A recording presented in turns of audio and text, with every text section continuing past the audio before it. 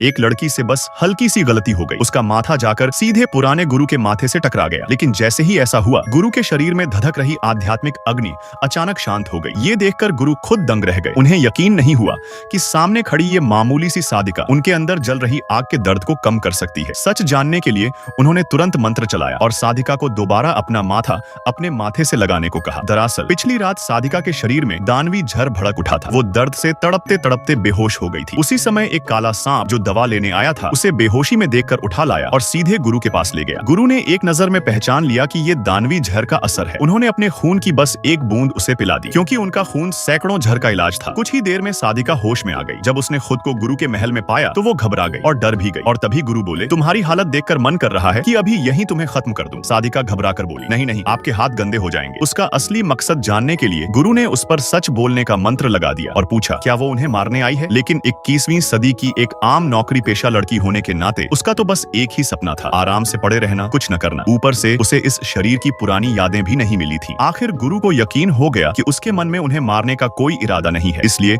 उन्होंने उसे अपने पास सेवा में रख लिया। साधिका ना चाहकर भी मजबूरी में मान गई। अगली सुबह वो समय पर ड्यूटी पर पहुंच गई, लेकिन वहां उससे पहले दो लड़कियां आकर गुरु से विनती कर रही थीं कि उन्हें दासी रख लिया जाए। साधिका हैरान थी, ये लोग खुद मौत के मुंह में क्यों आ रहे हैं? गुरु के गुस्से को देखकर तो मुझे ही नहीं पता मैं कितने दिन जिंदा रहूंगी। फिर भी उसने शिष्टाचार में उन्हें नमस्ते कर दिया। लेकिन उनका पहला डायलॉग था, अरे तुम अभी तक मरी नहीं? साधिका झल्लाकर बोली, तुम लोगों को क्या दिक्कत है? मुझे देखते ही यही क्यों बोलते हो? मैं नहीं मरने वाली, जैसे तैसे सही, जिंदा रहूंगी। तभी उसे एहसास हुआ कि सामने एक अदृश्य दीवार है। वो जोर से बोली, गुरुजी, मैं ड्यूटी पर आ गई। पास खड़ी दोनों लड़कियां हंसने लगी, लेकिन अगले ही पल साधिका उस दीवार को पार करके अंदर चली गई। उसे देखकर एक लड़की भी अंदर घुसने की कोशिश करती है और उछलकर दूर जा गिरती है। अंदर पहुंचते ही गुरु ने आदेश दिया कि पूरे महल की 10 बार सफाई करो। जैसे ही गुरु गए, साधिका आराम से कामचोरी करने लगी। वो सोच रही थी कि इस दुनिया में कैसे चुपचाप पड़ी रहे कि तभी काला सांप आया और उसे गुरु के ध्यान कक्ष में ले गया। वहां गुरु आध्यात्मिक अग्नि की जलन से परेशान थे। साधिका ने सोचा शायद इन्हें बुखार है। वो उनका तापमान देखने गई, लेकिन गलती से उसका माथा गुरु के माथे से टकरा गया और उसी पल गुरु के अंदर की जलती आग शांत हो गई। अब गुरु पूरी तरह चौंक गए। उन्होंने मंत्र से दोबारा इसकी पुष्टि की। करीब 15 मिनट में